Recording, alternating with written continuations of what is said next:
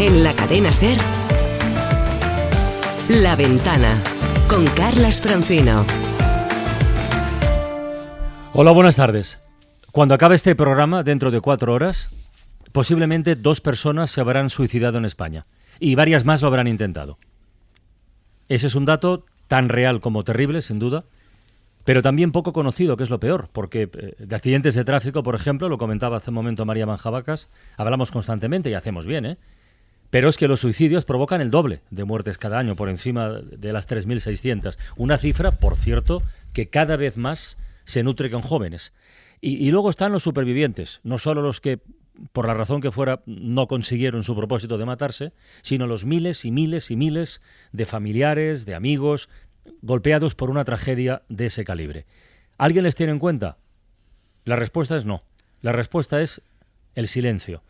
Y contra eso, precisamente, creo que deberíamos rebelarnos. Hay que hablar del tema, hay que romper ese tabú, y hoy vamos a intentarlo. No va a ser un viaje cómodo, ya se lo advierto, pero creo, de verdad, que resulta absolutamente necesario. Bienvenidos a La Ventana. Well, I can't forget this evening and your face when you were leaving, but I guess that's just the way the story goes. You always smile, but in your eyes your sorrow shows. Yes, it shows.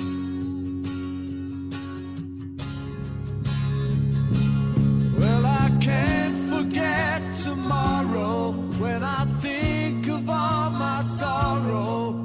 I had you there, then I let you go. And now it's only fair that I should let you know what you should know.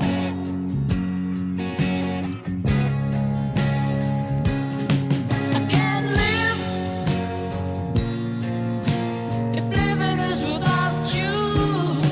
I can't live, I can't give anymore. I can't live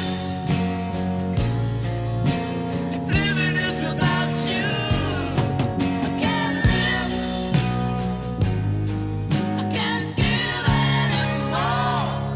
Well, I can't forget this evening and your face when you were leaving, but I guess that's just the way the story goes.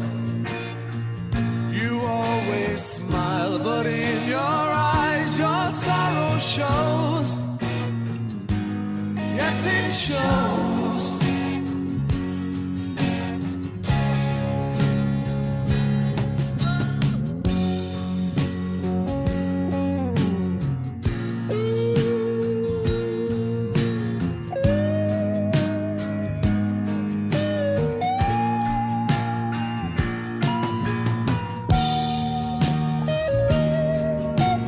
Esta canción con la que hoy abrimos La Ventana es una canción que muchos oyentes conocerán o recordarán, la hizo muy famosa Nilsson, pero no era original suya y de hecho, con el tema que estamos abordando hoy, casi podríamos decir, entre comillas, que fue o que es un poco una canción maldita, porque sus 2 autores, que son estos que estamos escuchando, Pete Ham y Tony Evans, se suicidaron, los dos, uno a los 27 años, el otro a los 36, y es precisamente en esa franja de edad de las personas más jóvenes donde empieza a ponerse el foco y el acento para reclamar, para exigir algo, concretamente un plan de prevención del suicidio de manera urgente. Mañana, lo hemos contado hace un momentito, se celebra el Día Mundial de la Salud Mental, que está dedicado este año precisamente a la prevención del suicidio. Jesús de la Gándara, buenas tardes. Hola, buenas tardes. Jesús de la Gándara es nuestro psiquiatra de cabecera, jefe de psiquiatría del Complejo Asistencial de Burgos. Está en los estudios de Radio Castilla de Burgos. Yo lo primero que quería plantearte, Jesús, luego tenemos testimonios, yo creo que muy interesantes para este asunto. Oye, ¿enfermedad mental y suicidio están necesariamente ligados? ¿Siempre existe ese vínculo o no forzosamente? No siempre, pero es mucho más operativo y mucho más útil pensar que ese vínculo es del 100%. Seguramente es entre el 80 y el 90%, pero nos interesa más pensar en el 100% porque es la mejor forma que tenemos de intervenir y de evitar suicidios cuando se detecta a tiempo. Por lo tanto, démoslo por hecho. los suicidios de menores de 25 años se han triplicado en España en las últimas décadas. ¿A qué puede deberse y qué tipo de acciones deberían acometerse en ese sentido? Enlazo un poco con lo de la canción, ¿eh? De gente joven que opta por este camino. Hay dos explicaciones. Por un lado, la propia enfermedad mental, que es una cuestión muy frecuente en personas jóvenes. No parece que se hayan incrementado las tasas de enfermedad mental, pero sí el paso al acto en algunas de ellas y el consumo de sustancias más enfermedad mental. Por otra parte, en relación con lo que acabas de mencionar de la creatividad y el suicidio, hemos hecho algunos estudios sobre esto, especialmente en poetas. Hemos hecho alguna tesis doctoral, incluso en el servicio, investigándolo, demostrando que cuando se da mucha creatividad más depresión, incrementa mucho el riesgo de suicidio. Entonces, personas muy creativas, muy geniales, más depresiones y, sobre todo, cuando se da también un fracaso social de cualquier tipo, pues tenemos que tenerlo en cuenta. Cuando decía yo hace un momentito que el problema, el drama del suicidio está rodeado por un manto de silencio, porque sigue siendo un tema tabú, ahí los medios de comunicación podemos jugar y hemos jugado un papel relevante. Hasta hace no mucho el consejo, la recomendación que se nos daba es no habléis porque esto puede provocar un efecto emulación. Este viento está rolando. Esto sí apunta en otra dirección. ¿A qué carta nos quedamos, Jesús? No, nos quedamos sin duda al de la información. Está clarísimo que la información bien dada, como hemos hecho ya muchas veces, ¿no? En fin, no es nuevo para nosotros este tema aquí en tu programa. Es evidente que hacerlo bien, informar de este tema, como de cualquier otro tema de muerte accidental, es bueno y es necesario. El problema es el miedo. El problema que tenemos es el miedo a hablar de ello, a pensar en ello, a intervenir, a decirle a alguien que está delante de ti, ¿has pensado alguna vez en ello? En fin, los documentos que podáis aportar después seguro que me van a dar la razón en este sentido. El silencio dentro de las familias, dentro de la medicina, dentro de la psicología, de la psicoterapia, etcétera, es lo habitual y no es lo mejor. Yo creo que hay que preguntar, pensarlo y pensar que puedes tenerlo muy cerca, en tu familia, en tus pacientes, e intervenir, claro. Pero fíjate, y por volver a la comparación, que es muy oportuna además, o a la comparativa, con los accidentes de tráfico. Bueno, hace un montón de años, que ahora mismo, que hemos vivido un montón de campañas de prevención de accidentes, de denuncia, que han tenido además muy buenos resultados, y eso no nos da yuyu. ¿Tú te imaginas hoy, que hoy sonara por la radio una cuña, en fin, no quiero poner los elementos sobre la mesa, recomendando una serie de actitudes, comportamientos, precauciones para evitar que la gente se suicide? Nos da un poco de escándalo, ¿no? Bueno, ya, cognitivo, pero sería claro lo suyo, que, ¿no? Sí. Bueno, las campañas que antes has mencionado, de las campañas del suicidio, las hay, las ha habido, las habrá y sigue habiéndolas, muy intensas, y bien pensadas. El problema es la trascendencia pública de esas campañas, por un lado, y por otro la constancia. Se nos olvida una campaña y volvemos a idear otra dentro de 2 años. Ahora mismo estamos empezando una nueva campaña de prevención del suicidio en Castilla y León. Llevamos una semana trabajando en ello. Por lo tanto, siempre estamos en ello. Jesús? Esencialmente en formación para la detección de riesgo.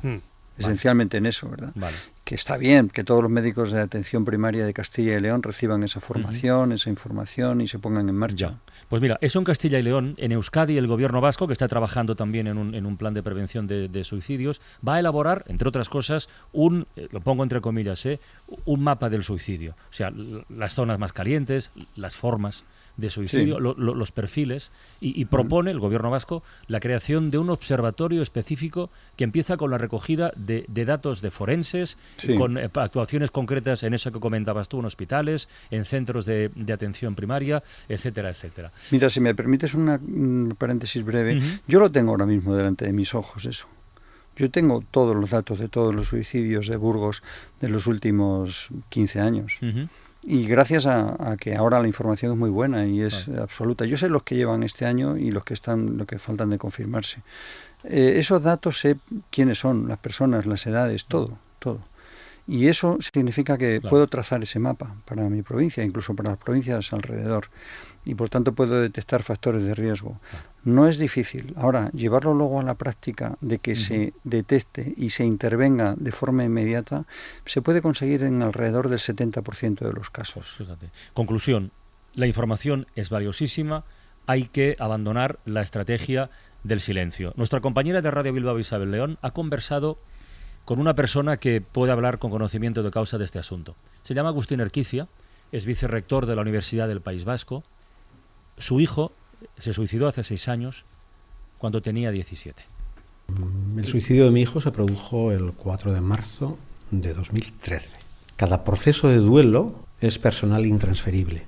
Con eso quiero decir que mi mujer Eva realizó durante los primeros años su propia vía y yo realicé la mía. Así arranca nuestra conversación con Agustín Erquicia en torno al duelo y la supervivencia. En su búsqueda llegaron un año después a Barcelona, tercer sábado de noviembre. Y ahí vimos por primera vez que no éramos unos bichos raros, de que éramos capaces de comunicarnos por el sufrimiento tan horroroso que genera una pérdida de esta naturaleza. Primer contacto, primer reconocimiento. Y tuvimos ocasión de conocernos y de hablar, que ese es uno de los grandísimos problemas que existe en torno al suicidio, que es un tema tan tabú que nadie quiere hablar. El silencio es lo que nos mata. De ahí nace la asociación Visiraun, Supervivientes, la traducción, la que junto a su mujer y otra superviviente pusieron en marcha buscando un soporte, porque es difícil encontrar espacios donde se pueda permitir hablar del suicidio. Y entre los propios familiares también no hay espacios donde podamos hablar. Lo que sí está claro, nos decía Agustín, es que llevas una mochila de por vida enormemente pesada y el silencio es una losa más. Te condiciona.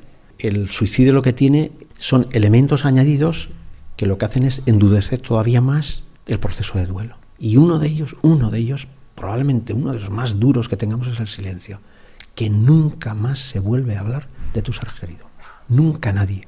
Y cuando lo mencionas, la gente se calla. Y si puede evitarlo, lo evita o cambia de tema. ¿Y si no te atreves? ¿Y si no preguntar forma parte del respeto y nos reconoce? La palabra suicidio la escuchas por ahí, pero en modo alguno puedes pensar que puede ocurrir en tu propia familia, ¿no? Y este es uno de los temas sobre los cuales deberíamos abordar en la propia educación, en el sistema educativo, cómo empezar a hablar de la gestión de las emociones y el suicidio, hablar claramente de la posibilidad, porque hay bastante suicidio entre la juventud. Y mientras los supervivientes continúan y lo hacen en la nada. Sin gravedad, no sabes a qué agarrarte en la vida. Y es así, miras alrededor y no encuentras absolutamente nada, porque la nada existe. Y yo ante la nada, ¿qué hago? Y te conviertes, nos dice, en un radical emocional, inevitablemente, para quien ha cambiado la noción del tiempo, para quien sus prioridades son otras. Desde luego, no hemos comentado, pero nuestro hijo, el que está aquí ahora con nosotros, aunque Joseba siempre está, Joanes también es un punto importante para nosotros. No hacemos ningún movimiento sin que él lo sepa. Dice, oye, vamos a hacer esto, ¿qué te parece? Pero lo comentamos muchas veces, mi mujer y yo, oye, en la vida digo algo más que esto. Pero tal es la necesidad que, claro, si un domingo de agosto, subiendo al monte, te manda una persona de SOS que está... Es que yo ya sé en qué situación está. Y es esta una de sus principales demandas, grupos de ayuda mutua impulsados desde lo público para los supervivientes. Cuando una persona ha tenido una pérdida de esta naturaleza, no está enferma, no es patológico, no tiene ningún... ¿Dónde te duele? Tengo un dolor del alma, pero tengo un dolor del alma que me tiro por la ventana. Y concluye Agustín, el objetivo está claro. Siempre pensamos en el sistema de salud y demás, bien, vale, es importante, pero no son los únicos, ¿eh? Yo creo que hay que sacarlo del ostracismo donde se encuentra, porque es la mejor materia prima que tiene el suicidio para seguir avanzando, es el silencio. Y cuando decimos que el silencio mata es por eso, el silencio mata, porque es el mejor caldo de cultivo para que el suicidio siga haciendo de las suyas.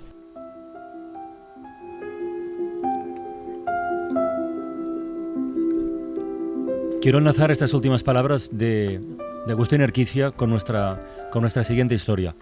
Agustín ponía el foco en el silencio, en el peligro, en los efectos que provoca, que genera. Agustín perdió a un hijo. Dolors López perdió a una hija hace unos años. ¿Y qué ha hecho? Describir lo que sentía y lo que ocurrió. Lo ha hecho en un libro que vaya por la 4ª edición, que se titula Te nombro, está editado por Millenniarts, y que supone ante todo y por encima de todo un acto de amor, pero donde el silencio y la denuncia de eso y la propuesta por hacer lo contrario ocupa un lugar destacado ya desde el comienzo. Sobrevivir a la muerte de un ser querido es un camino muy duro. Si ese ser querido es tu hija, la dureza es impensable. No podemos imaginarla si no la hemos experimentado. Es antinatural y se nos hace monstruoso acercarnos solo mentalmente a esta posibilidad. No se habla del suicidio, pero existe. No se habla de qué ocurre después de un suicidio, y es importante hacerlo. Solo con que una persona encuentre razones nuevas para que pueda remontar sus ideas suicidas, Solo con ganar una vida a la muerte habrá valido la pena. En Radio Valencia, Dolors López, buenas tardes, bona vesprada. Buena vesprada, buenas tardes, Carles. ¿Qué tal, Dolors? Oye, lo primero, y no es una frase hecha, ¿cómo estás?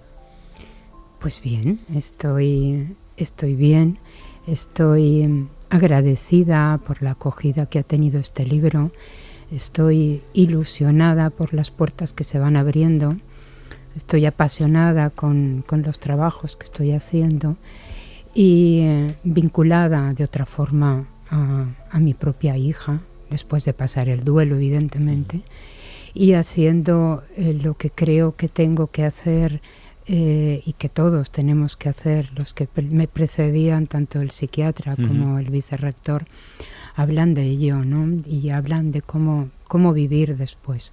Vivir después significa vivir de otra manera. Sobrevivir un suicidio significa una apuesta por la vida, pero desde otro lado.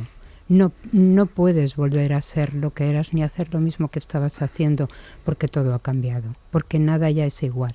Pero puedes encontrar de qué forma transformas eso que ha ocurrido en algo que pueda ayudar a los demás, en algo que acompañe, en algo que sirva para que tu vida también se transforme.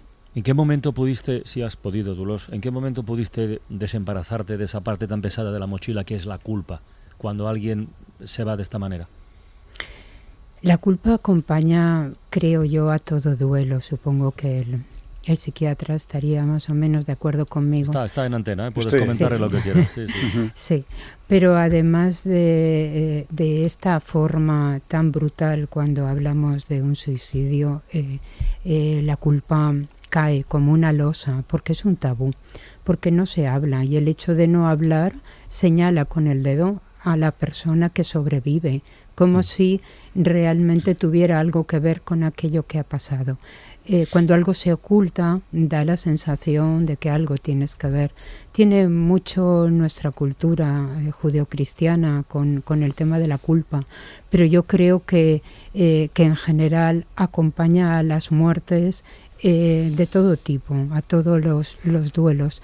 Ahora, cuando hablamos de suicidio, las proporciones son inmensas. Oye, Dolors, estamos poniendo mucho el acento esta tarde y mañana con lo del Día Mundial que se va a conmemorar, van a insistir también en la prevención. Yo no sé cómo preguntarte esto, pero ¿tú en algún momento lo viste venir? Hay un pasaje del libro que yo me he leído y que me ha conmovido, y me ha conmovido mucho además. Te agradezco mucho la dedicatoria y que me lo enviaras y que me lo hicieras llegar. Hay un momento donde cuentas una comida familiar, cuentas detalles y un abrazo especialmente intenso y que luego ya no se pudo repetir. ¿Tú en algún momento lo viste venir? No se ve venir, pero algo se siente que está pasando. Yo en aquel abrazo que narro, efectivamente, tuve un escalofrío que me recorrió y que no pude ubicar en ningún sitio. Para eso necesitamos justamente los profesionales, los planes de prevención que nos ayuden a poder identificar y ponerle nombre a esas sensaciones o a esos miedos. Pero hay muchas ocasiones en las que no se ve venir. Jesús, me gustaría que comentaras con Dolors, ¿la has escuchado? ¿Qué te viene a la cabeza? ¿Qué conclusiones? No sé, ¿qué palabras le dirías? Varias cosas. En primer lugar, está claro que el silencio en las parejas de padres que pierden a un hijo por suicidio es quizá lo peor, ¿no? También al revés, pero si es una edad ascendente, si es un hijo el que pierde a un padre o una madre por suicidio, es menos grave, ¿no? El peor, llevo personalmente casi todos los casos en los que se da esta circunstancia de padres que pierden hijos. Me ocupo personalmente de ellos. Lo que más me cuesta siempre es que entre ellos hablen, en que en la pareja se hable de ello. Ya. Y solamente lo hacen cuando están en mi presencia, y entonces lo agradecen mucho. Otra cosa que suele suceder es que no tenemos palabras para nombrar las cosas. Cuando no tenemos palabras para nombrar un dolor, se sufre más. Cuando no tenemos cómo llamar a esas personas, pues se sufre más, y esto es una cosa que es importante resolver, ¿no? Poner cómo se llama la persona que ha perdido un hijo por un accidente, un suicidio. No tenemos nombre, al revés es un huérfano. Bueno, yo voy a proponer una palabra que empiece no por frivolizar el tema, sino por hacer que sea reconocido como un concepto y que a partir de ese concepto podamos hablar. En fin, es una palabra que un día la propondré a la academia o a vosotros y que la difundáis. Esto está claro que es importante, que hay que empezar por ahí, porque eso nos dará pie a hablar, a ponerle nombre a ese sufrimiento, a identificarlo y a valorarlo. Déjame aportar más datos a esta conversación. Las mujeres lo intentan 3 veces más que los hombres, pero Sí. los hombres lo consuman 3 veces más que las mujeres. Casi, en España, datos del año pasado, casi 1.000 suicidios se producen entre mayores de 70 años, pero en edades tempranas el riesgo, como antes hemos comentado, está en aumento. Nuestra compañera Laura Piñero ha estado precisamente con 2 chicas, con 2 jóvenes que intentaron suicidarse y que ahora lo que hacen es intentar ayudar a otros para que no repitan la historia. Esto le han contado. Alba Ruy Pérez es de Valencia y tiene 23 años. Ana Delgado, 32, de Madrid. No se conocen, no sabían nada la una de la otra hasta hoy. Sin embargo, están unidas por querer contar, una en un documental y otra en un libro, cómo intentaron quitarse la vida. Lo primero que hacen, nada más verse, es compartir cómo se encuentran. Yo creo que más fuerte que nunca, más que nada por eso, ¿no? Porque veo que sirve para algo al final, el hecho de hablar y demás. He aprendido a ver un poco el concepto general, a ir viendo más que cómo estoy cada día por la mañana, cómo llevo el último mes, y a poco que vaya un poco mejor, pues intento seguir remontando siempre. Recuerdan juntas como si fuera una fotografía en blanco y negro cuando todo se quebró.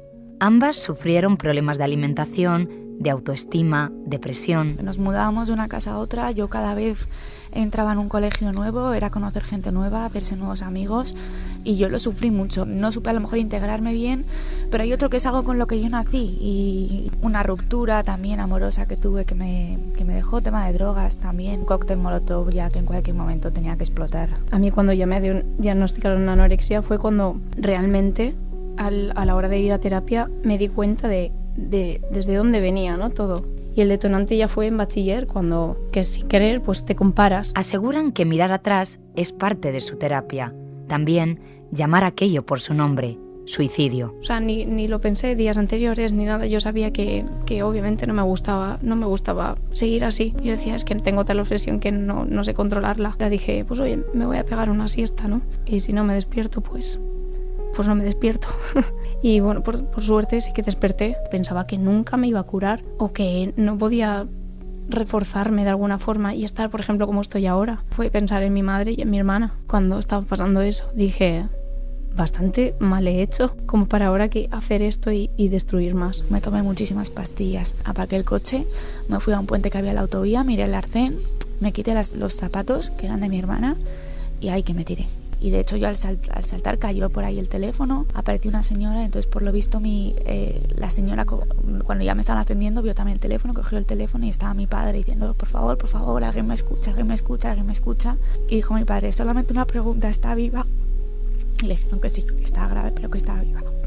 Yo lo que más siento de haberlo hecho es el daño que le hice a mi padre con esa llamada en ese momento.